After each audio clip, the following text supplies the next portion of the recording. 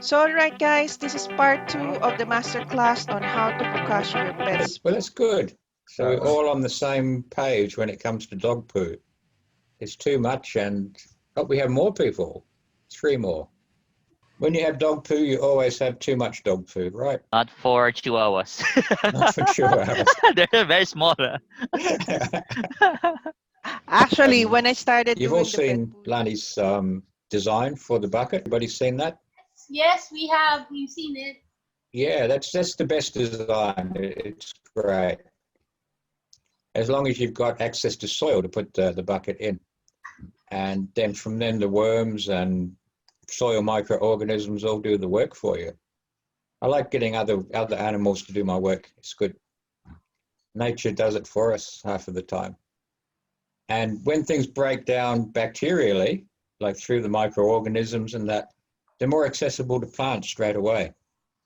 So that whole, they call it a biome, a little life around the end of the roots of the plants.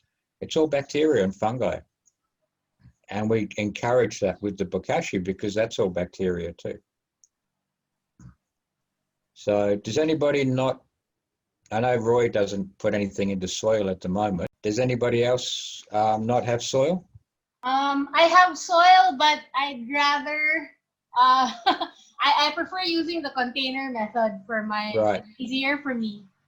Okay. But just to let you know, we stopped using the bucket method like Lanie has here because we have no more space to bury anything in the soil. So all of our bokashi scraps go onto the into the chickens or onto the worms. And the dog poo itself is a different situation. Now we have a big bucket, about 20 litres. I'll see if I can share that with you. System now, and also because of winter, it's a slower process to get things going. But I'm trying to keep things from your perspective, from the warmth, from the heat. So basically, the system that Lanie's shared with you is the best system. But what we have to do is to remember that bokashi is an anaerobic system. And when you're putting it into the soil, the edges all become aerobic. If you can understand that. So the core and all the new materials that you put in on top, as you put them on, they're anaerobic, but everything at the bottom and that is becoming aerobic as well. And that's where your soil microorganisms or your worms, if you're putting it straight onto your worms, they all come in and do it. So it's a combination, it's a hybrid system using the buckets. But it's still the best if you have soil. And if you have poor soil and poor drainage, you have to be a little bit careful as well of moisture buildup there because it can get too moist, too wet, and that can kill the worms and kill some of the other organisms that come in. So it's better to use a bran on the buckets than it is to use a spray. Otherwise, things can go completely anaerobic and go very smelly, which is one of the things that bokashi is famous for not doing. So that's really the biggest key, is use the bran and realize that as you're working down in your bucket towards the bottom, it's now becoming an aerobic system. So you'll get more fungi, you'll get flies and small insects coming around. But that's normal, that's a good thing. So it just takes a little bit of time to get over that conceptual change, I think, from a totally anaerobic sealed bokashi like you do your vegetable scraps and to a hybrid system for the dog poo. And also I found that with bokashi, we're always pressing down the vegetable scraps with the bins, but with the dog poo, that actually needs strong compression, not just a light pressure. You've actually got to squish it down and try and get rid of the air gaps in between. Unless your dog has really soft poo all the time, in which case it does it by itself. So any questions on that? To clarify, Malcolm, Yeah. that means we don't necessarily follow the way in which we do it for our food scraps. For pet poo, because it's direct into the ground, which is an aerobic Yes. environment, we have to compress in order to create an anaerobic environment for the Bokashi Yes. system to Exactly. happen. Perfect. All Yeah. right. Great. Thank you. Just Exactly. wanted to clarify. Thank you. So if you pull up your bucket to look at, which I used to do sometimes, you won't get like the pure Bokashi. You'll see a gradient of different materials as it's transforming, and it's not as effective a system as in the buckets with the vegetable scraps either, because the microorganisms in the soil eat the Bokashi bacteria as well. That's one of their main sources of food. And that's what attracts a lot of the worms and some of the fungi as well. They come along and they love that. So also with bacteria in your soil, normally they like a slightly alkaline environment. They don't float around for free. They like to make like a film, a layer of fluid around things, and they stick to that and they live there. And that's slightly alkaline. Whereas the Bokashi with the lactic acid bacteria, that's acidic. So there's always a little bit of a conflict between acidity and alkalinity happening in the system. So the best way I think of it is to think of the bin as a living organism. Right, you're feeding one end, and the wastes its own wastes are coming out of the other end. Think of that kind of cycle. Okay. I just have a question, Malcolm. Similar Yes. to the bucket when we were storing food waste before, is there like a liquid that should be collected as well? I'm just No, is there gonna be a liquid? Ah, okay. All right. there is a liquid product, but normally that will soak into the soil. All right. Okay. Thank you. Yeah. I know some people have tried, and I tried the Bokashi dog poo bucket in a raised bed, in a wicking bed, but it didn't work properly for me. So I didn't try that system again. But it's possible if you have a good life in the raised bed or the wicking bed. I wouldn't use it in wicking beds either, because we're still dealing with a lot of bacteria, and there's still a few in the system there which would leach down into the water reservoir. We're all familiar with wicking beds. Do you know wicking beds over there? Yes. Some of us know. Okay. If you don't know, they're a raised bed with a layer in the bottom with a water reservoir, and you water into that, and the water wicks up to the surface to the plants. Now, if you add dog poo and things like that with potential pathogens in, they could leach down into that water and turn it bad, because they're an anaerobic bacteria, and it's a pretty anaerobic system down there. So I wouldn't recommend it on wicking beds. The compromise for that is to have a worm tower, which is like a tube or a worm bed built actually sunk into the wicking bed, into the raised bed, and you have worms in the raised bed, and you add your Bokashi dog poo and things into the worm tower itself. So the worms process it first, and then they take everything out into the soil. Okay. I'll try it on my potted tree. Mm-hmm. We used to have a system of, because our Labrador was quite productive, we had a system of 4 bins. So when one Bokashi bin was full, we would move to the next one. Just getting my participant. And I put them at equidistant opposite ends of the garden. So we would go bin 1, bin 2, bin 3, bin 4, around the garden like that. And we got it to a cycle where by the time bin 4 was full, bin 1 was ready to start refilling again. So it's still good with any kind of pathogenic material like poo of any kind. It's good to be cautious. It's good to be cautious. None of us are microbiologists, I don't think. Is anybody a microbiologist? No, good. Makes me sound more credible. Yeah, none of us know. We're not experts on this sort of thing. We're working on a system that is theoretically very good. Quick question, Malcolm. This is Yes, Jamie. Jamie. Yes. Sorry, my because I went to your website and I saw Ligaya Garden, right? Uh-huh. And you're saying that you have your buckets at 4 corners. How far is it from your edibles? Because a lot of us are concerned about what you said, bacteria and pathogens.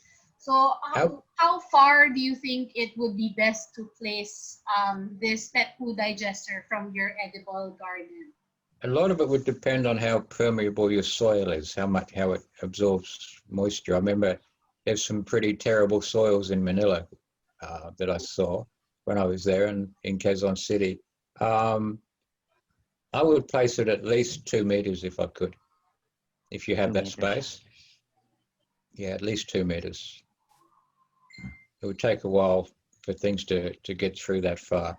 Our house, they were lengthwise 10 meters apart along the garden, and then 4 meters apart from that. So if you imagine a cross that's 10 meters by 4 meters, we were 1, 2, 3, 4, like that.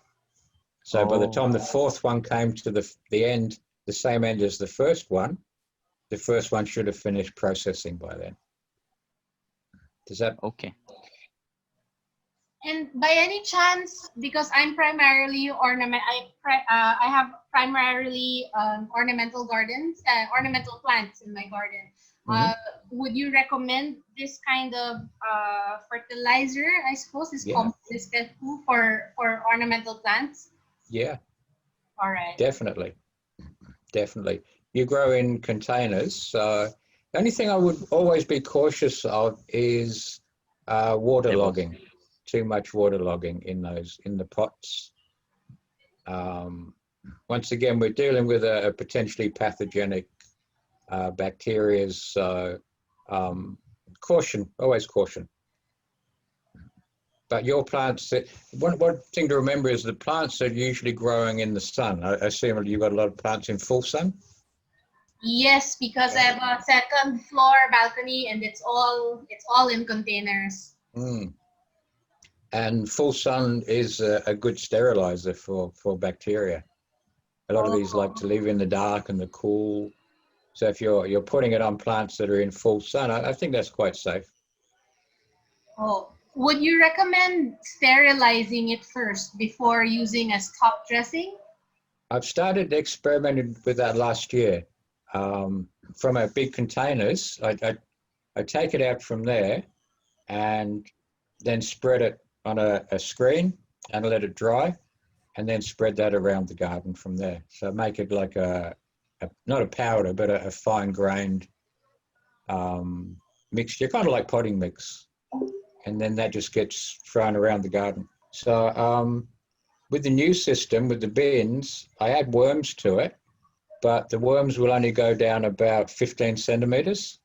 And because the bin is maybe 70 centimeters tall, I found that they're not getting all the way to the bottom. So what I've started doing is I put the worms in for 2 weeks or so, let them work on that top 15 centimeters. Then I take that off, then let them work into the rest of it. But it's a slightly different system to the buckets. And as I was explaining to Lanie and Roy before, we had to change to that system because we have the winter here and everything freezes. So it's a different situation to the Philippines. If you look on my blog, on my website, you'll see some of the tips and things are slightly different to what I give you here. That's just a climate thing because of our locations. This year, I think the cold, the frost actually killed all of my bacteria, all of my bokashi that was in the garden. We had 4 days of below zero temperatures, and I think they all froze and died because none of our dog poo has been digested properly. It didn't compost properly at all. And I think that's because of the extended cold period that we had. I think you guys should be okay. Manila's nice and warm and humid all the time. It's perfect for bacteria. How long do you suppose it takes on average for your pet poo compost to be ready? Considering your dog is vegan, I assume that makes a difference. It does. It does. The material's a lot more easily broken down. They're bulkier, they're larger, and more accessible.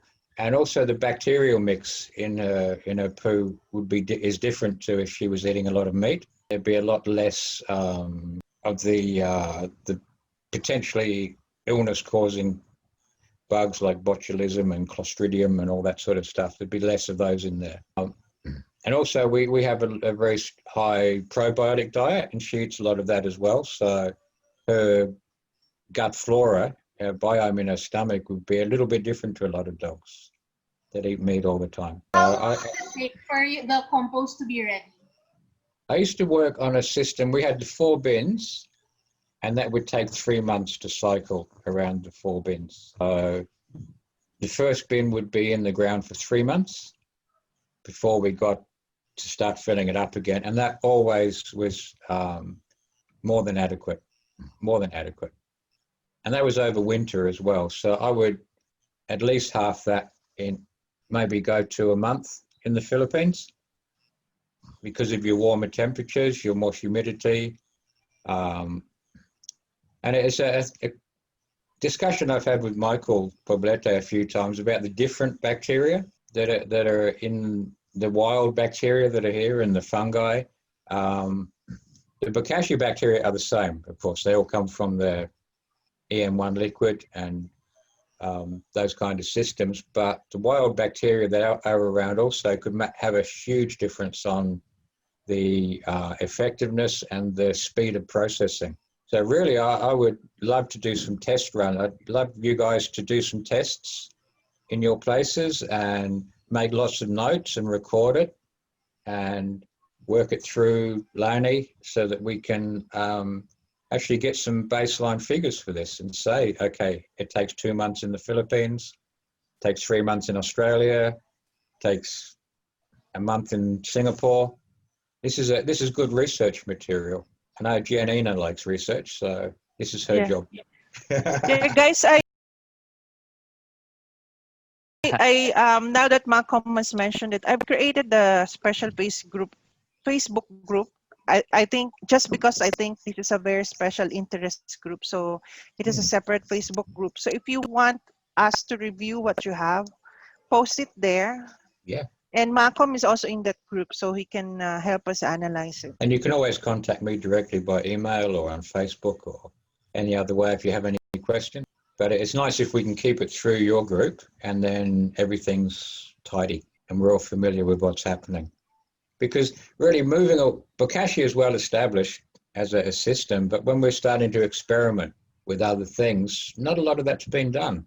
There's not a lot of research out there that's reliable. We're here now, I use my Bokashi more to make the leachate, the liquid, because for us it's far more useful than than putting it into the soil.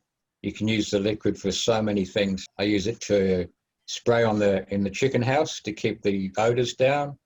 We use it to unclog drains. We pour it into the shower, into the drain in the shower and the laundry once a week. And since we've been doing that, there's been no clogs at all. I've started experimenting the last 2 years using it as a pest control. And also we have a few plants that love acidic soil, so I'm using it as an additive to that. I have some friends, we're using it to speed up their composting in their compost pile.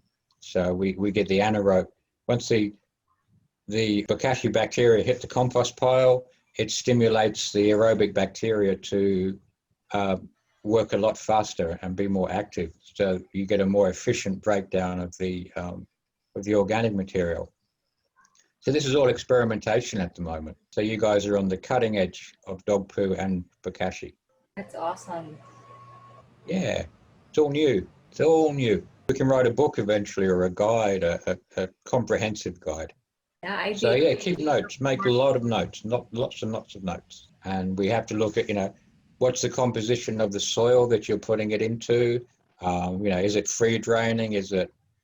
Are we looking at building aggregate, rubble, or is it actual soil or sand? The average temperature when you do it. I know your humidity doesn't change much. I experienced that myself.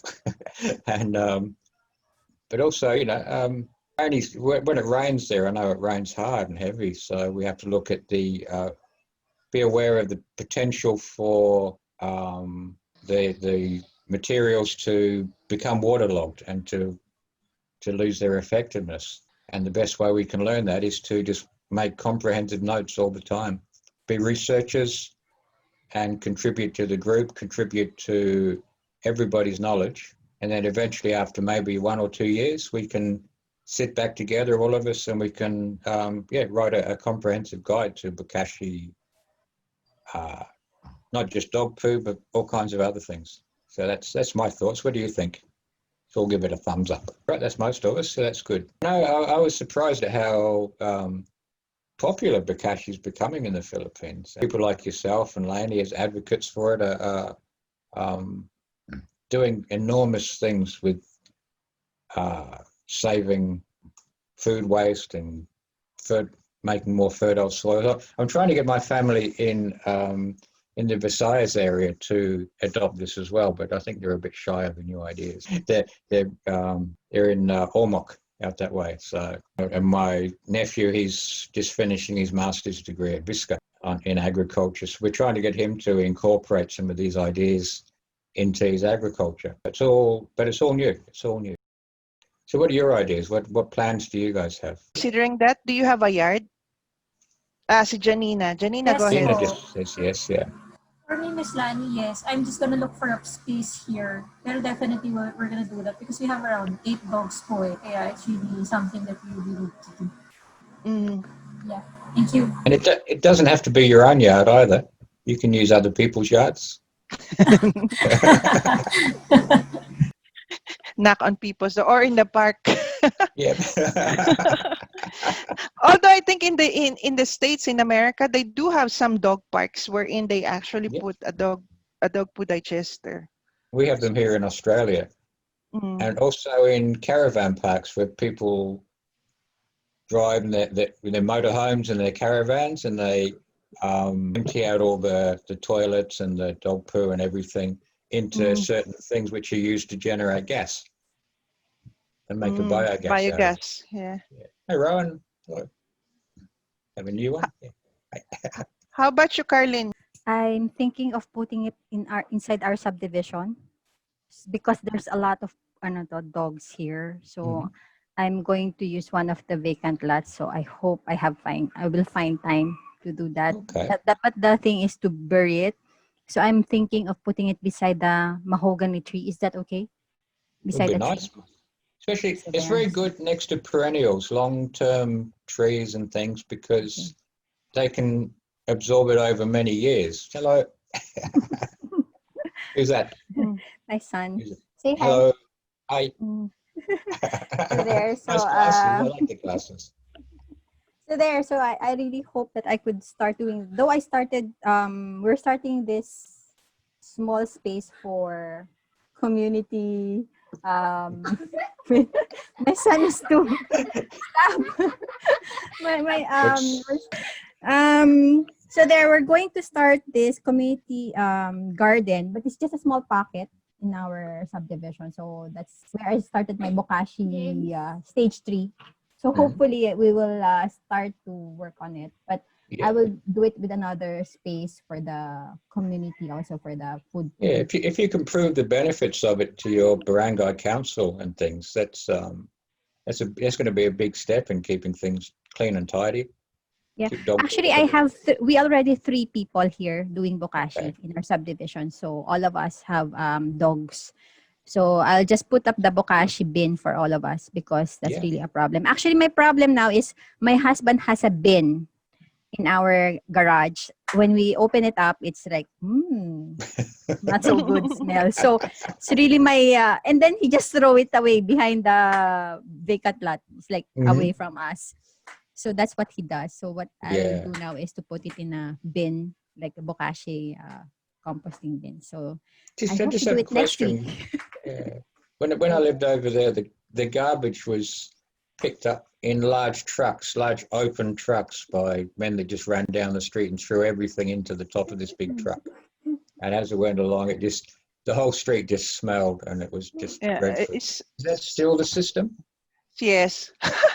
Although they ask us to segregate, like for example, here in our community, every Monday and Friday it's biodegradable waste. Every Wednesday Okay. is non-biodegradable, but still, even if we segregate it, they'll just put it in the truck. It's open. Yeah. So, I remember a friend of mine in near Teachers Village. He didn't tip the men at Christmas when they came around us looking for their tip, and his rubbish stayed in front of his house until March, when they came back again and asked for their tip again. They wouldn't pick it up, and everything just rotted, and it was just dreadful because of the climate there. Everything breaks down so quickly. yeah. So that's one thing. One thing I learned was, and the thing about dog poo, right? It's so hard to segregate dog poo. You really have to put it in a plastic or even paper, plastic, and then put it in your biodegradable bin. So just our parks imagine. have a dispenser that dispenses a biodegradable plastic bag when you go to the park, and you put your dog poo in that, and then you put it into a bin when you leave. Biodegradable bags is not very common in the Philippines. We have here, what we have here is the pandesal paper bag. Yeah, okay. That's what we use. Yeah, this is a new system here in Australia too. It's only last 2 years, I think. But even then, people are too lazy to carry it to the bin, and they just drop it on the side of the path in the bag. That's the reason why we started the 30-day GGC. It's the behavioral change that matters. I think most people know what to do.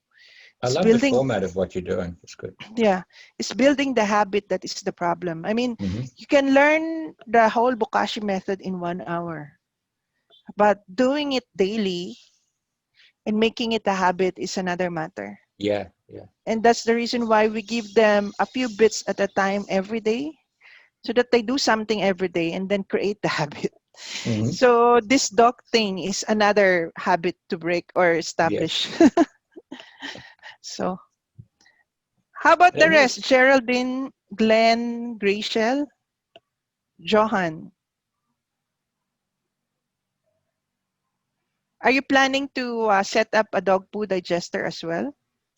At home or in a community like Roan?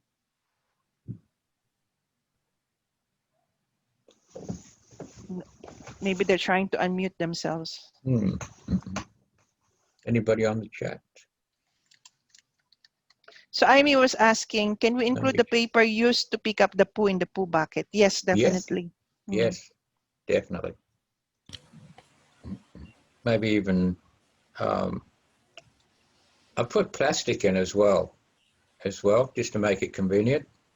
Throw your plastic in there, then you can always, once it's all digested and broken down, it's easy to pull the plastic out.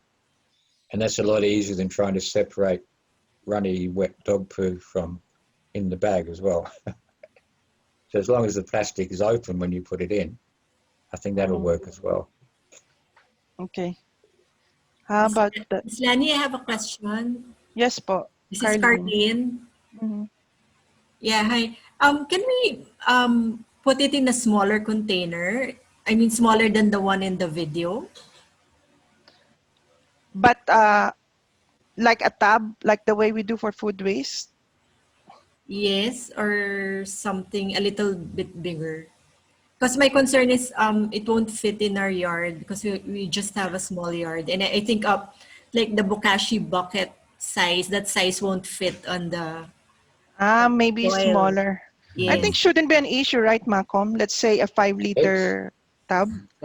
5 liters would be the absolute minimum. I wouldn't go smaller. You need a certain size to have a population of bacteria that's going to do the job for you. And if you go too small, you're just not going to get that. So I'd say 5 liters would be the absolute minimum. 5 liters, the minimum. Yeah. Okay, thank you.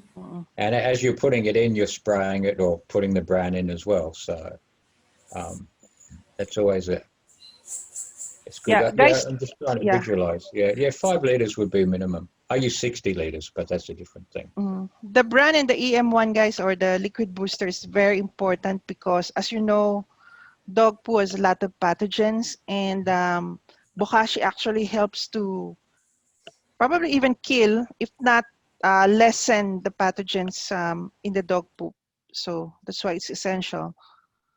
And A then lot of those putting it in an acidic anaerobic condition for weeks, if not a month or so, that would kill off many of those bacteria. Hi guys, I know that you're having fun, so please watch part 3 of this masterclass on how to Bokashi your pet's poo.